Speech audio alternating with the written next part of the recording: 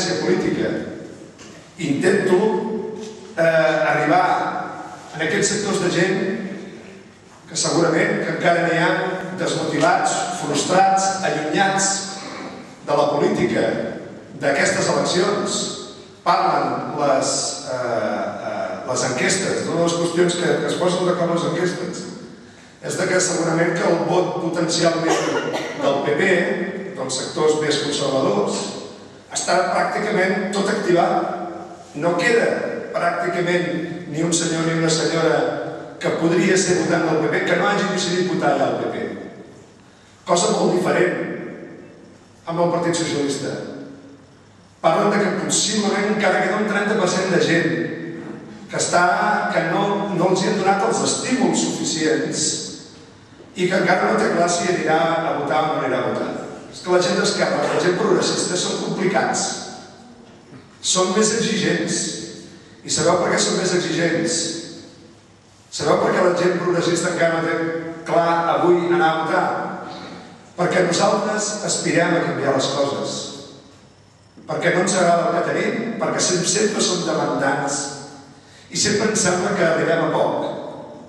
Per tant, en la mesura del possible, afegir la meva veu, engrescar i a donar valor i que aquesta gent trobi estímuls perquè finalment el dia 9 de març decideixin anar a votar, i no seré tan clar com el Xavi, que decideixin anar a votar, perquè és que si van a votar ens anirà bé.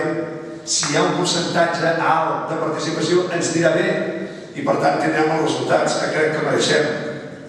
Que ningú caigui en la tentació de pensar que tot això són els mateixos i que és el mateix que guanyen uns que els altres. Escolteu, no és el mateix. No és el mateix ni Zapatero que Rajoy. Cuidado, no ens equivoquem. Ni és el mateix la Maria Teresa Fernández de la Vega que Caplana. Ni pot ser el mateix. I tot el país ho va veure.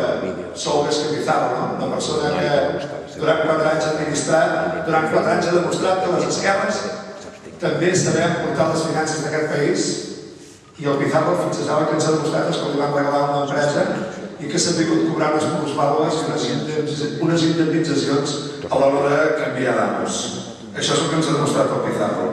Tampoc és el mateix Rubalcaba que Aceves i tampoc és el mateix la Carme Chacón que ningú, perquè també hem declarat que ens quedarem sense Ministeri de la Vivenda.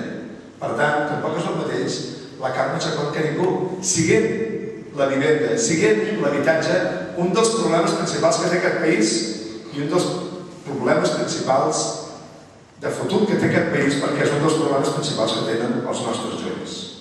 I parlant de la Carme Chacón, dic que m'identifico plenament amb la Carme, m'identifico plenament amb la crida aquesta de la Catalunya optimista. Jo afegiria la Catalunya solvent, la Catalunya vital i la Catalunya treballadora.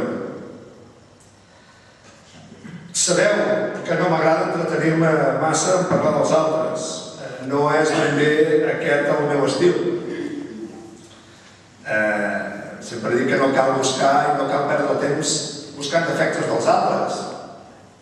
Podem caure en el perill que cada vegada siguem menys autocrítics.